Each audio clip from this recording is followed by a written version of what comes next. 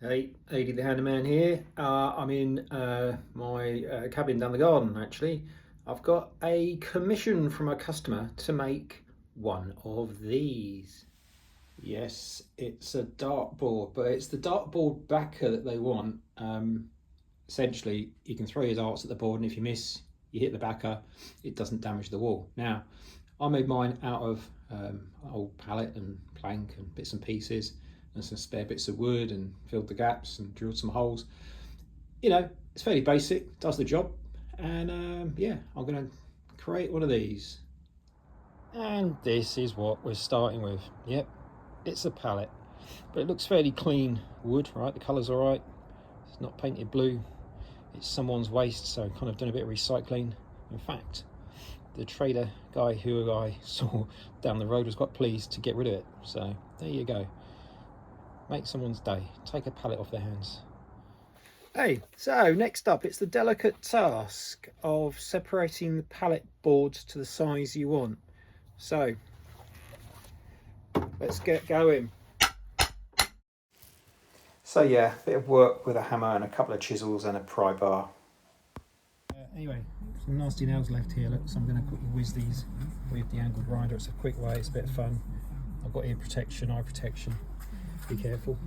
So I've been using this little hacksaw tool to cut through the nails. Oh dear, blade's broken. Now, I haven't got a spare blade on me, so improvisation, here we go. Pair of grips, got the half of the blade in here. Let's see if I can make it finish this last plank off before I stop. It does seem to be working, and it is getting there slowly.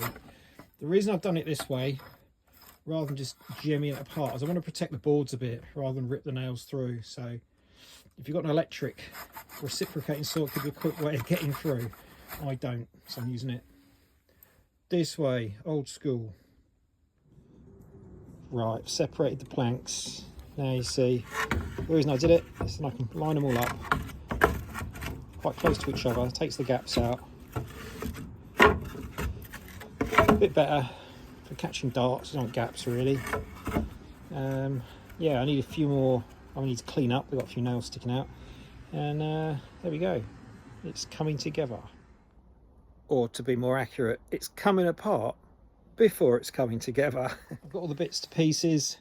I'm going to start putting it together again now, but with no gap, right? So they're going to be closer. I've got the clamp here now just to hold it in place to show you. In fact, what I did do, I planed down on one of the edges to get them tighter because there was a bit of a bend. So I marked it up with a pencil so I knew which one went with which. I've now clamped it up. I'm going to drill some pilot holes in this backing piece, and to show you that, you can see I've got some tape here. So the tape is indicating to me, it's like a depth stop, right? How far do I go before I stop? Because I want to drill the pilot hole in the back piece. The screw's going to go into the boards on the front. Let's try it out.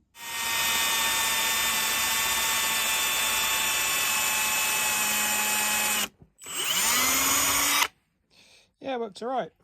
Maybe I need a sharper drill, but anyway, it does the job. Okay, quick update. It took me probably, I don't know, hour and a half yesterday to pry the parts apart. Try to be fairly careful so I can put them back on again. And as you can see, I started securing them back on. These boards are now as snug as they can go, pretty much. I was clamping them with a speed clamp and then whizzing a screw in from the back. I don't really care about the rough looking bits. It's a dartboard backer, right? Darts are going to hit it, they're going to make holes. The piece with the hole is not here. I put it in the middle deliberately, and as with these, because the board is going to be, oh, how can I show that? The board's going to cover it, the board's going to be here somewhere, so you won't even see them bits. So yeah, for today I've got to cut it down, create the base piece. Job done. Bit of sanding action needed now. Get this beastie in operation. This 40 grade disc actually is awesome. It's really effective, and the Milwaukee sander is very good too. And a bit of old school. Get one of these in action, just to get the rougher edges off on the edges here. All right, so I'm going to use this jig here I've got outside just to trim the base board down. It's lined up. You see the pencil line with the cut edge. The jig makes it the same each time. Keep your fingers well away from the blade.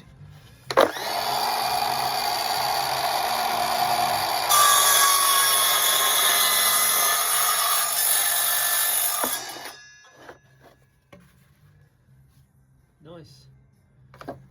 Got this old bit of timber again from a pallet I took apart. I have sanded it down. It's kind of looking smooth. Look out for the good side. That's a bad side, right? So I've written on, that's the back. I like this front, looks tidy. I'm going to use that. This is the top. So I'm going to mark it up now. You might want to use a speed square. These are fantastic. Slap it on the edge. Line up your marker. Actually, I've done it already here, you can see, but anyway, I've got a marker on the back. Line it up. And then you can just mark it up. And likewise, you can use these things to run your circular saw against. I've decided to use some tape now because I can put the tape on, mark it up, not affect the surface of this, which will be the finished surface. So let's do some taping up. Okay, so I've got tape at the start. That's where I'm going to do the cut at the end. This is where the holes finish. If I line up on the ruler, listen, look, there's probably like 4,097 different ways to do something like this, as someone I know said, but line it up and then mark. This is the drill points. 1, 2, 3, 4, 5, 6, right? Evenly spaced. So I'll do 2 rows of these. I've got a pillar drill. You could do it with a normal hand drill. Pillar drill just makes it easy. They're all vertical. So they're marked up. I'll mark up these ones here and get going. Okay, so this is where I've got my pillar drill set up. I've got this guide that I built. Basically, it lets me line up the drill bit with the holes. As you can see, it's lined up just here. This is at 2 centimeters in, so I can do 1 row and then flip the bit of wood around and do the other row. I've marked up the points I want to drill. They're 1 inch apart down here. I use the bradawl to make a little bit of a guide hole for those. Let's do it. This has got the holes drilled with 2.5mm drill, 30 mils down. Hold the darts. I've got 6, 6. So a couple of sets, and the same the other end. It's symmetrical. What I want to do today is put some grooves in the middle here where you can rest a pen or a pencil or something. It just looks quite nice as well. So what I've done, you can see I've got 1, oh, no you can't, 1, 2, 3, 4, 5, 6 holes. That's another inch gap, and I want to have the groove stop kind of on this line here, which is just, I don't know, it's like another inch, 2 inches plus a centimetre. I've got multiple units of measurement here, it's all good fun. Same on the other side, 2 inches and a centimetre. I've drawn a line because I'm going to use that to line up my router in a minute. Now, this piece of plank is in my vise. You need to hold it firm if you're going to route. Now, on the back of it, I've just attached a temporary piece here. So basically, I can stick it in the vise. I can clamp it up, and I can't do it one-handed. Clamp it up. You can see my lovely work area. I need to sort that out as well. Anyway, that's all clamped up. That's nice and secure. Got my old Bosch router here. It's a lightweight one. It takes 1/4 inch or 6mm router bits. I've got this guide on the side I've fixed on, so I can slide up and down the plank with that keeping it lined up. I need to basically line it up with the place I want to stop, and then I need to set the depth gauge and set the blockers on the back. So by the way, all the time I'm mucking about with the router, setting it up, thinking about what I'm going to do, it's not plugged in. Really important, don't have it plugged in. Or I guess with a cordless, I don't have the battery and I haven't got cordless, but that's what I'd probably do. When you're happy with all the settings, then plug it in and put your hands on the 2 controls. Think of safety. So again, you know, eye protection, ear protection, dust protection, all that stuff. Right, I've got this semicircular bit here for the router. So that'll do a nice semicircular groove. I'll do it in a few passes. As I say, I've got this old Bosch corded router. If anyone watching from Bosch or Milwaukee want to send me a sponsored one, feel free. I could really go cordless, that'd be well handy. Right, I've been using routers for quite a few years, to be honest. Really important thing is get everything set up nice and safe and firm. Nothing moves. You can control the router, keep your hands well away from the bit's the obviously dangerous bit, spinning at 30,000 revs or whatever it does. Mine probably about that. It's a single speed machine. Anyway, what I'm trying to do here, I don't know if I can get this into show. I want to line up the router bit on the line, the same line as where the darts are. So I've kind of done that already. You can see it's going to hit that. So I'm going to just tighten these up. So now my guide here, my parallel guide, that's set. So that's my reference from the edge. So I'll do a pass along it to do the groove on one side, the pass along on the other. If I go down to the other end, this should all line up. Let's have a look. Ooh, it doesn't line up. So I need to figure out, why is there a difference? Let me have a look at that. Okay, this makes the case for the cordless machine.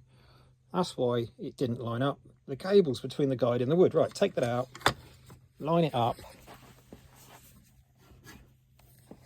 Right, as I was trying to show you, now it lines up and it's just hitting the wood in the right place there. Yeah, that's good enough for this. It's enough accuracy. I'm happy with that. Okay, so this is pretty much where I want the bit to be running. I want the center of the curve to stop on about that line. So it is lined up. I need some bits and pieces. You choose what you use, but in my case, I'm going to use some mini clamps. So I'm going to put a mini clamp on here. I'm going to use 2, so it's a bit more rigid. Because essentially I'm going to stop the router at that point, and it needs to be fast, steadfast and consistent. So look, as it comes along, the guide hits that, they can't go any further, and that lines up nicely. Right, you get what I'm saying. I'll do the other side now and then we're ready to go. Okay, so how deep am I going to go with this? Well, it's a 6.3 radius curved bit. I'll go down about 6 millimeters. How far is that? Well, I've got a gauge here, look. That's saying, what's that, 37, maybe 38 millimeters. So that's what the measurement says when the bit is touching the surface. So I need to think about going through several passes, going to a lowest point of 38 plus 6. So that says 38 plus 6, 42. It's 44. So I've adjusted the depth stop. So it's 1 turn out, which is a couple of millimeters, with the bit touching the surface. So I'm going to do a pass now. Now I'm going to go back to the starting point, lower the depth stop, or raise it actually, raise it another couple of turns, or maybe 1 turn, I'll see, and go again. And that way you do multiple passes, get into the desired cut, don't put too much strain on the bit, you get a cleaner finish. All right, that was a bit messy, could have done with dust extraction. Didn't do it this time. I do have a hoover I can connect up, it's a bit bulky. But anyway, here's the result. Can you see in here, got a couple of nice parallel grooves. It's only a darts board rack, right? So it doesn't got to be too much precision. But it's good enough. It's kind of got that rustic look. And as an example, you may have pens or pencils you want to use with your darts set. You know, it just captures things, or indeed a notebook can lean against it. So I'm quite happy with that. I think it's done the job. And the important thing is a parallel, right? Nicely done. If you've got any thoughts how you'd do it differently, let me know. Now that's done, I want to just take the corner off of the wood so it just looks a bit nicer. So I'm going to use this 45-degree bearing bit. So I'll run that along, just take off a slight edge and just make it look a bit sweeter. All right, so fixing it on the wall, how are we going to do it? What I've done, I've taken this length of wood, and well, it was a length of wood. I ran the router down the edge of it. I took the angle off at 45 degrees, as you can see. I then ran a plane down it and took it down a bit lower. And I got 2 halves, I cut it in half. The idea is one side on the board, one side on the wall, and as they come to meet, they bind together and it's kind of locked on. It's quite handy because then you can fix the batten to the wall, batten on the board, and it engages, disengages. It's an easy way of fixing it. You can put it on, take it off, and if all things go well, just leveling off the batten on the wall means the board's level. We'll see. So just a reminder, we started with one of these, a pallet. Okay, finished item. Well, it's a dartboard backer, right? There's a dartboard. It's kind of centralised. I've got a similar space here, here, here, about 20 centimetres, so plenty of room for error. It happens. And look, dart storage, plenty of space here. 12 that side, 12 that side, and then grooves in the middle. Pens, whatever you like, grooves, stops them falling out. Yeah, very nice. Hope they're pleased with it.